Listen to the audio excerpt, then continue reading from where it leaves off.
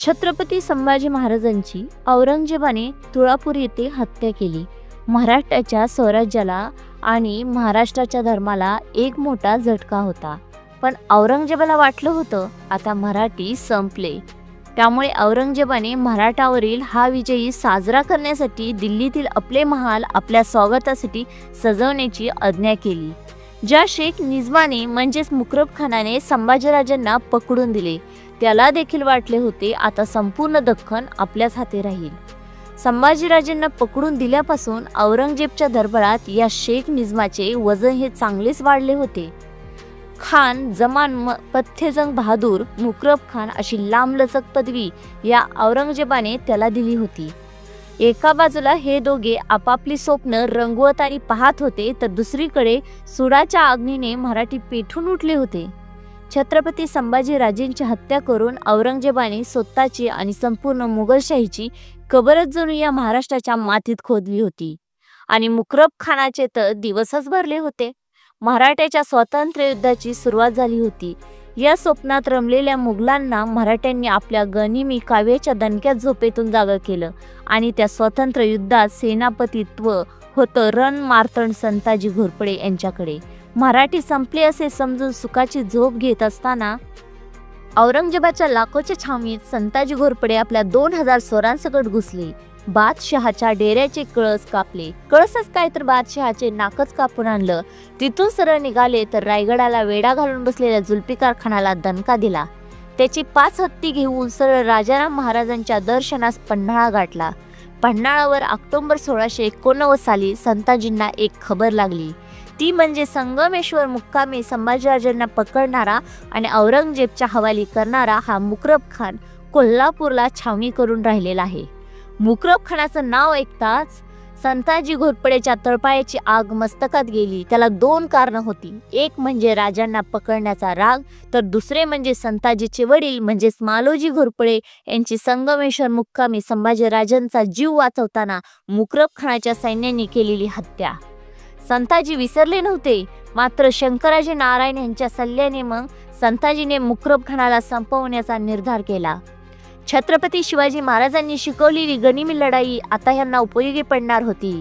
कारण मुकरब खानाकडे सैन्य मोठे होते. ऑक्टोबर 1689च्या त्या पहाटेवेळी संताजी घोरपडे आपल्या निवडक मराठ्यांसह मुकरब खानाच्या कोल्हापूरच्या छावणीत घुसले.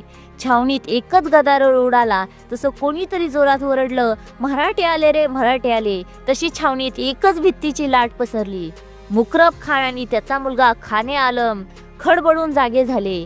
औरंगजेबाच्या छावणीत संताजींनी घातलेला धमाकूळ हा खान एकूणच होता. आता लढण्याशिवाय त्याच्याकडे दुसरा पर्यायच नव्हता. खानाने आलं निकलास करावे म्हणजे मोठ्या हिमतीने सैन्य गोळा केले आणि मराठ्यांवर हल्ला चढवला. खानाच्या हल्ल्यात मराठे सैन्य वितरण संताजी घोरपडे यांनी सैन्याला पळायला इशारा दिला. तसं मराठे सैन्य पळून जाऊ लागलं. घाबरलेले मराठे सैन्याला पाहून मग खान पितापुत्रांना जोरच चढला. संताजीला असं संपवायचं अशा जिद्दीने मग ते दोघेही पन्हाळ्याच्या दिशेने पळणाऱ्या मराठ्यांचा पाठलाग करू लागले. मराठी पुढे आणि खान मागे अशी स्पर्धा चालू झाली होती. मराठ्याचे सैन्य पळता पळता पन्हाळ्याच्या पायथ्याशी असलेल्या दाट झाडीत जंगलात पोहोचले. आता मराठी सैन्य थांबले. पळणारे मराठीचे सैन्य अचानक थांबले. तसं मुकरब खान चपापला. त्याला जे समजायचे होते ते त्याला समजले. संताजीचा पाठलाग करत आपण इथे आलेलो नसून खुद संताजीने आपल्याला इथपर्यंत आणले हे त्याचे चांगलेच लक्षात आले. आणि बघता बघता संताजीचे सैन्य उलट खानावरती चालून आलं आणि जंगलाच्या झाडांच्या आडोशाला लपलेले मराठा बरखंदार मग मुघलांच्या सैन्यावर एकसारखा गोळीबार चालू केला. बहिर्जी घोरपडे, विठोजी चव्हाण यांसारख्या ताज्या दमाच्या सैन्यांनी आता लढाई थोडी हाती घेतली होती.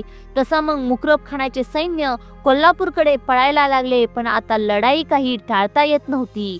संताजीच्या सैन्याने अखेर मोगलांना थांबवलं. एकच कापाकापी सुरू झाली. मुकरब खान आणि त्याचे खाने आलम पुत्र आता संताजीच्या तावडीत चांगलेच सापडले होते. तुबळ हाणामारी झाली. मराठी बेभान होऊन लढत होते. मुकरब खान आणि त्याचा मुलगा खाने आलम दोघांवरही तलवारीने कधीही न भरणारे घाव झाले होते. पण तेवढ्यात खानाचे ताज्या दमाचे सैन्य कोल्हापूरहून आलं आणि त्यांनी जखमी अवस्थेत असणाऱ्या मुकरब खानाने खाने आलमची सुटका केली आणि कोल्हापूरकडे पळाले. औरंगजेबचा एक इतिहासकार ईश्वरदास नांगर आपल्या कुतुहाते आलमगिरी या ग्रंथात म्हणतो, मराठे कोल्हापूर भागात पसरले. खान जवान फतेजम खान म्हणजे शेख निजाम म्हणजेच मुकरब खान हा त्याच्यावर चालून गेला. कोल्हापूर जवळ मराठ्याचे व मोगलांशी जोरदार युद्ध झालं. 1 प्रहर आणि 4 घटकांपर्यंत हे युद्ध चांगलेच चालले होते. मराठ्यांचे सुमारे 700 सैनिक ठार झाले आणि मोगलांचे 400 सैनिक ठार झाले. या युद्धात खान जमान व त्याचा मुलगा खाने आलम यांना तलवारीच्या आणि भाल्यांच्या गंभीर अशा जखमा झाल्या.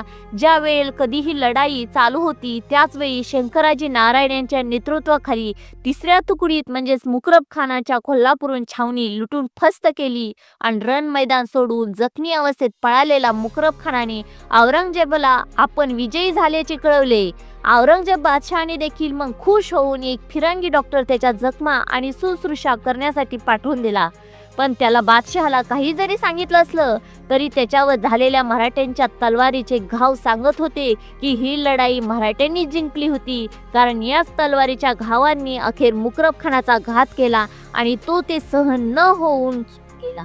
फितुरीने कुतुबशाहीने बुडणारा औरंगजेबच्या चाकरीत राहून दख्खनवर राज्य करण्याचे स्वप्न बघणारा आणखी एक खान संताजीने महाराष्ट्राच्या मातीत गाडला होता. आपल्या राजाच्या आणि वडिलांच्या हत्येचा बदला संताजींनी पूर्णच केला होता. त्यानंतर पुढच्या 6 महिन्यात मराठ्यांनी कोल्हापूर पासून पुण्यापर्यंत संपूर्ण प्रदेश पूर्ण आपल्या ताब्यात घेतला आणि संताजीच्या या कार्याचे वर्णन करताना एका संदित रामचंद्र पंत अमात्य म्हणतात, संताजीने राजश्रीच्या पायाशी बहुतक एक निष्ठा धरून विमानास खाताना करता जमा करून शेख निजाम म्हणजेच मुकरब खान, सर्जा खान, रणमस्तक खान, जानिसार खान असे उमेदी वजीर बुडवले. जागा जागा गणी मास कोटका घालून नेस्त नाबूद केले आणि देश सोडवला. राज्य रक्षणाच्या प्रसंगात असाधारण श्रम केले. औरंगजेबाला दहशत लागली. संताजीच्या असाधारण विजयाचे कौतुक केशव पंडितांनी आपल्या राजाराम चतिदाम या ग्रंथात देखील केली आहे. ही तर नुसती सुरुवातच होती. आत्ता संताजीचे नाव ऐकून फक्त औरंगजेब खडबडून झोपेतून जागा होतो. पुढे पुढे तर औरंगजेबाची घोडी सुद्धा संताजीच्या नावाने घाबरून होऊन पळत होती. संताजी घोरपडे यांच्या या स्वामीनिष्ठेला आणि स्वराज्यनिष्ठेला आम्ही सलाम करतो. तुम्हाला हा व्हिडिओ आमचा कसा वाटला आम्हाला कमेंट्समध्ये नक्की सांगा. आवडला असेल तर लाईक, शेअर आणि सबस्क्राईब करायला विसरू नका. परत भेटूया पुढच्या नवनवीन व्हिडिओमध्ये. तोपर्यंत पाहत राहा आपला चॅनल जीवनावरील इतिहास. धन्यवाद.